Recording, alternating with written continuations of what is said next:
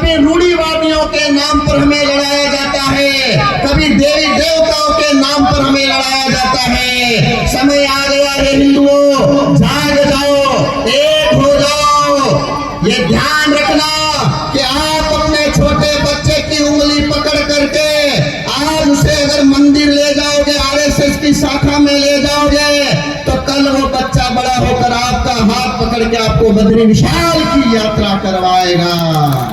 और अगर आप अपने बच्चे की उंगली पकड़ के टाकिज ले जाओगे, तो वो बच्चा कल बड़ा होकर आपका हाथ पकड़ के आपको वृद्धाश्रम में भर्ती करा के आएगा। तो ये निर्णय ले लेना। पहले हमारी माताएं बहनें जब घर में भोजन बनाती थी तो रामायण की चौपाई गाती थी, मंत्र बोलती थी, गीत गाती थी। लेकिन अब जो नई नई बहनें आई हैं, नई माताएं, अब वो किचन में भोजन बनाते बनाते क्या गाती है, हू लाला। फिर देखो ये लाला कैसे। इसलिए हमें अपनी संस्कृति को बदलना होगा।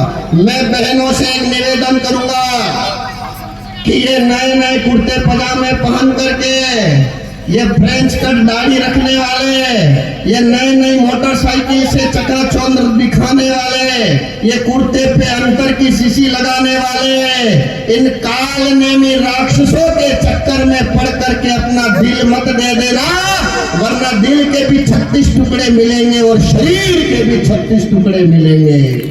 आज इस देश में माताएं सावधान हो जाए, बहनें सावधान हो जाए। लव जिहाद के खिलाफ आप लोगों को मजबूत होकर के लड़ना होगा। इस देश में एक बहुत बड़ा षड्यंत्र चल रहा है। बाहर विदेश में बैठे हुए ऐसे एजेंट जो भारत में हिंदुओं को तोड़ने के लिए जातिवाद का जहर खोल रहे हैं। भगवान ने कोई जाति नहीं बनाई है, भगवान ने केवल 2 ही जातियां बनाई है, एक तो देवता और दूसरे राक्षस, जो अपने मातृभूमि के लिए, अपने धर्म के लिए, अपने राष्ट्र के लिए अपना सब कुछ दे दे, वो देवता कहलाता है।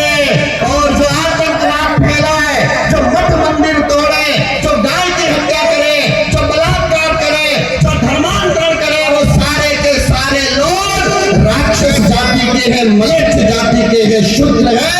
ऐसे लोगों से हमें सावधान रहना है।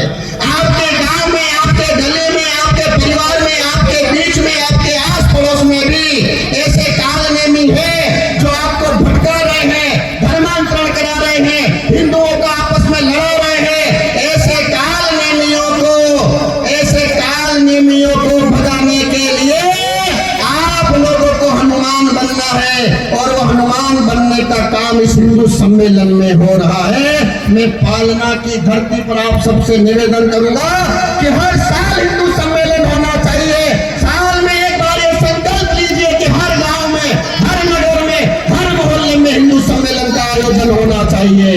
ये जातियों के नाम पे जो आप लड़ रहे हो, मैं बहुत कम समय में बहुत छोटी बात रख देता हूँ। बहुत कम समय में ये जातियां जो है, कोई कहता है मैं जाट हूँ, कोई कहता है मैं गुर्जर हूँ, कोई कहता है मैं पंडित हूँ, कोई कहता है मैं बंजारा हूँ, कोई कहता है मैं तेली हूँ, कोई कहता है मैं कुमार हूँ। ये एक भी जाति भगवान ने नहीं बनाई है। पहले राजाओं का शासन हुआ करता था और उस समय हमारे कुछ धंधे हुआ करते थे। कुंभकार का मतलब कुमार यानी मटके को आकार देने वाला, मिट्टी को आकार देने वाला। स्वर्णकार यानी सोने को आकार देने वाला। लकड़हारा यानी लकड़ी को आकार देने वाला। लोहार यानी लोहे को आकार देने वाला। गड़ैया यानी गाय चराने वाला। बुनकर यानी कपड़े को बुनने वाला। दर्जी माने कपड़े को आकार देने वाला। तेली मतलब फसलों की रिफाइनरी फैक्ट्रियां जिनके वहां चलती थी तेल की। तो ये सारे के सारे हमारे धंधे हुआ करते थे, पर अंग्रेजों ने और मुगलों ने धोखे से हमारे धंधों को जाति का नाम दे दिया, हमारे गले में जाति का नाम का फटका डाल दिया। और अंग्रेज और मुसलमानों ने, ईसाइयों और मुसलमानों ने ऐसी कूटनीति इस देश में रची कि हमने ये मान लिया कि यही हमारी जाति है। और आज भी हम ऊंच नीच के नाम पर लड़ रहे हैं। कोई नीचा नहीं है, किसी भी शास्त्र में जाति का नाम नहीं आया है। ये शूद्र के नाम पे जो आप लोग लड़ते हो, ये अछूत और नीच के नाम पे आप लड़ते हो, तो शूद्र किसे कहा जाता है? शूद्र किसी व्यक्ति को नहीं कहा गया है। शूद्र का मतलब होता है नीच, नीच का मतलब होता है नीचा काम, और नीच काम किसे कहा जाता है? बलात्कार करना नीच है, आतंकवाद फैलाना नीच है, किसी की हत्या करना नीच काम है, किसी स्त्री का हरण करना नीच काम है। ऐसे राक्षसों को, ऐसे मलेच्छों को हमारे शास्त्रों में नीच कहा गया है। तो सनातन धर्म में कोई शूद्र नाम का वर्ण नहीं है और कोई शूद्र नाम की जाति नहीं है। इसलिए हमें हमारे बीच में से ये जहर हटाना होगा। हम सब एक हैं और हम सब हिंदू हैं। अगर किसी जात का खून किसी गुर्जर को चढ़ा दिया, रक्तदान किया कि नहीं आप लोगों ने?